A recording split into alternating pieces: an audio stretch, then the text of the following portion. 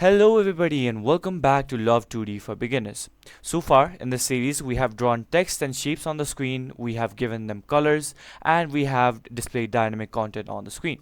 But games aren't fun unless the player can interact with it. So today we are going to be discussing about handling user input. Now, in this episode we'll explore the two important functions. They are love.keypressed and love.keyboard.isDown. Love.keypressed triggers once when a key is pressed down, whereas love.keyboard.isDown checks if a key is currently being held down. So we'll be discussing first of all love.keypressed inside our VS Code. So we have opened this folder and we have to open the main.lua file. And inside main.lua we can start with using love.keypressed to react to key taps. So first of all, I'll create a local variable called message, which will first be an empty string. After that, we'll create a function love.keypressed, and inside this we'll enter the key. Let's say we want now let's say we want to display something if the key is a space key. So if this key is space, then you can write message will be space bar was pressed, and after that we'll end the function. And let's write our function love.draw to draw that output onto our screen. So love.graphics.print, what will we print? We'll print our message onto our coordinates, let's say 100 and 100, and we'll end the function. Now if we press any key, this function will activate once, and if the key is equal to space, then it will type out spacebar was pressed. So let's run our batch file.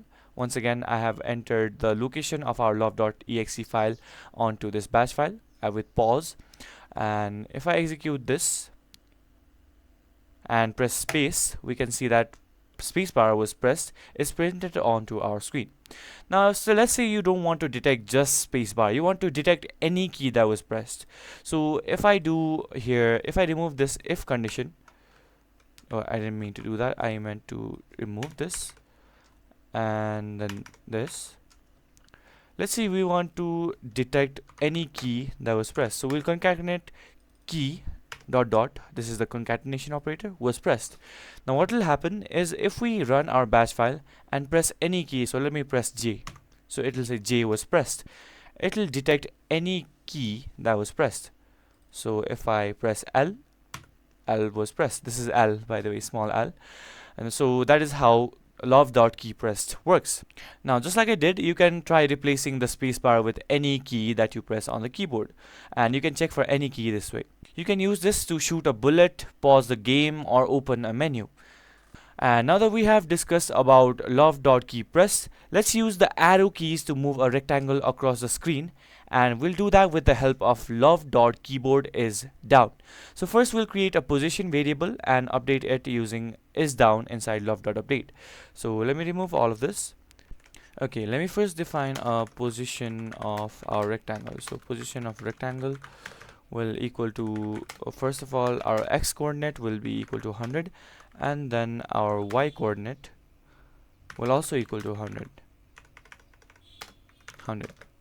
Now after that we'll define a variable called speed, and it will equal to 200.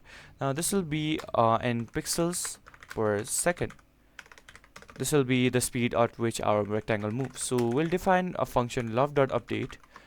Now do keep in mind that love.update runs every frame that our game runs. So love.keyboard.isDown. So let's say we press the right key, right? So right, if our right arrow key is pressed down, then we will increase the position of the x. So if our right key is pressed down, the rectangle has to move right? So the x position should be increased by a fold of our speed. But not just our speed, we will increase it by speed times delta time. Now I'll explain the concept of delta time and why we have to multiply our speed by our delta time. Now, but before we do that, we'll define an else if condition. Else if our love.keyboard is down is left, then we will decrease the value of our x coordinate by a fold of our speed, and not only speed, our delta time as well. So delta time, and this is the end for our if condition.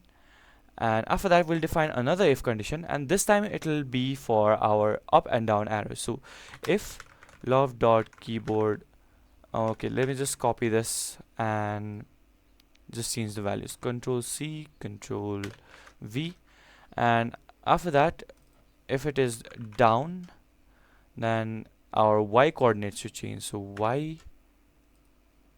will increase by a fold of speed into delta time, and if it is up, then y will decrease by a fold of delta time.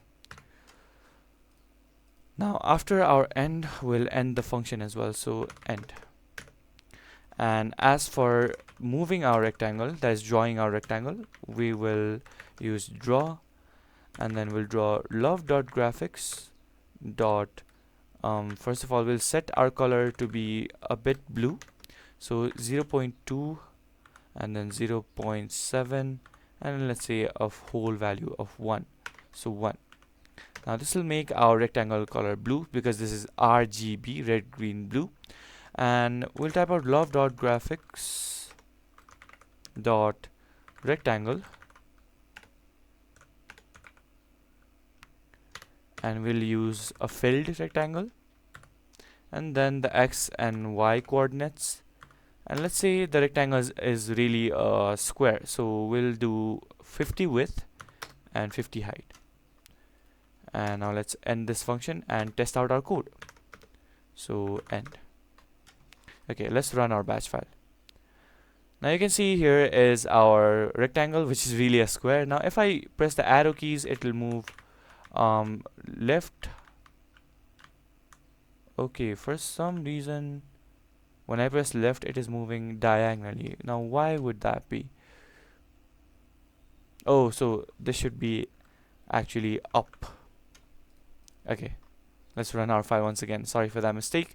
Now okay, left, right, down, up. Okay, this is fine. We are moving our square up and down. Now here's what is happening in our code. X and Y track the position of this rectangle, and when an arrow key is held, we add or subtract from that position value. So when we press our right key, we can see that we are adding some pixels per second position values to our already existing X value. So when we press right, it is adding this value onto our X value. Now why do we have to use delta time?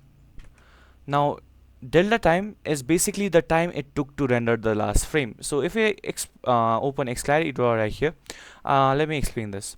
So if this and this is 2 frames, so this is first frame and this is the second frame, this value is delta time, and it is constant. It has a constant ratio for how much FPS your device is running at. So if your FPS is 30, the value of dt will equal to 1 by 30, so because it will be that many parts. And if your FPS is 60, it will be 1 by 60. Now what will happen if we don't use delta time? If we don't do speed times delta time, don't mind my handwriting, this is speed times delta time, it will differ speed according to our device. So let's see if I remove this delta time value, what will happen when I press right. Let me press run, and then if I press right even a bit, see how fast the square moves. Okay, I have to press left a bunch just to bring this back, but if I do just one click of the right button, it increases the value of X by that many folds. So it is because our love.update function runs every frame. Now if we do some calculation, if there are 60 frames in our computer and this function right here, okay, now if love.update runs 60 times per second, it will increase the value of X by a fold of 60. So we have already the value of speed is 200, and if we multiply it by 60, it'll result in 12,000 pixels per second. So that is why the square was moving that fast when we press just one right key. See, now in order to bring that back, I have to keep pressing this left key for a while. And now in order to remove that tediousness, so let's execute this once again. Okay, now we have super speed on our square basically. So how this works is, if my device was running at let's say 30 fps, 30 into 200, it would just equal to 6,000 pixels per second. Now that is pretty fast, but we can see that because our specs or the FPS that our device or game is running at is different, it'll induce different speeds onto different devices. Now we don't want that. This means the same code can make your rectangle fly like a rocket on a 144 Hz monitor, but crawl like a snail on a 30 Hz one. So the solution to that is delta time.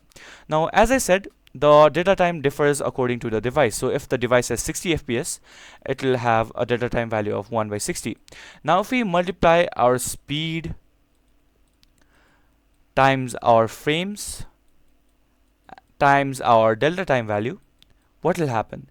If our speed is 200 and we multiply it by, let's say, 60 fps, so 60, and our delta time, which is 1 by 60, you can see that frames per second and delta time values cancel out, and we'll always have a constant speed value. So let's say our 30 Hz monitor will run at 200 speed, this 200 speed, but the value of delta time will be 1 by 30. So the speed of the rectangle will be the same in every device, and that is basically what this table is trying to signify. This table right here. If we use delta time with our speed value, no matter the FPS, the distance covered in 1 second will always be constant. So that is why we have to use delta time. And that was it for today. Today we learned how to respond to single key presses with love.keypressed, how to use love.keyboard.isDown to create smooth movement, and how to combine key input and delta time to move shapes across the screen. And in the next episode, we'll be loading our image sprite and draw it instead of a rectangle, so your character is about to come to life. If you found this video helpful, make sure you drop a like, subscribe to the channel, and let us know what kind of movement mechanic you want to build. And I do hope you don't just follow this tutorial, it encourages you to try stuff out on Love2D on your own. So until then, until the next episode, bye bye and happy coding.